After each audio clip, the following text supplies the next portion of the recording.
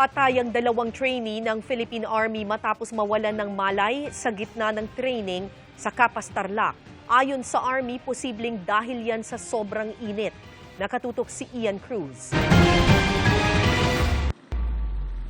Nakaburol ngayon sa Tarlac City ang mga labi ng dalawang trainee ng Philippine Army.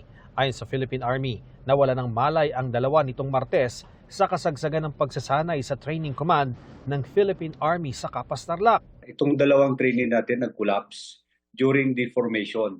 So nagkaroon sila ng formation around 1 p.m.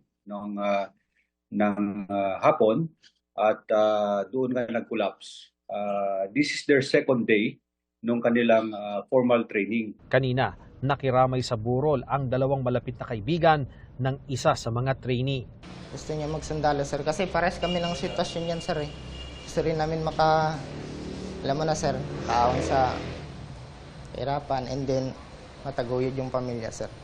Nang makausap namin sa telepono ang ina ng isa sa mga trainee, sinabi niyang ang kanyang tanging hiling ay maiuwi na ang bangkay ng anak. Ayon sa Philippine Army, pasado naman daw sa physical at mental exam ang dalawang trainee, kaya nakapasok sila sa programa ng Philippine Army.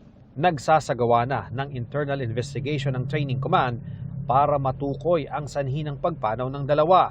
Pero base sa inisyal na investigasyon, Wala namang na indication ng foul play. Kumbaga, ang isang tinitingnan natin dito is the weather, yung dahil sa sobrang init din doon sa Tarlac City ngayon. However, we are still waiting for the final result ng medical investigations na ginawa from the Tarlac Provincial Hospital at para makita talaga natin kung anong real cause ng kanilang pag-collapse during the formation. kasunod ng insidente, umapila sa publiko ang Philippine Army na huwag magpakalat ng hindi beripikadong impormasyon kung bakit nasawi ang dalawang trainee. Handa raw umalalay ang Philippine Army sa kaanak ng mga biktima, lalo na sa paghahatid sa mga labi nila pauwi ng Mindanao. Ian Cruz, nakatutok, 24 Oras.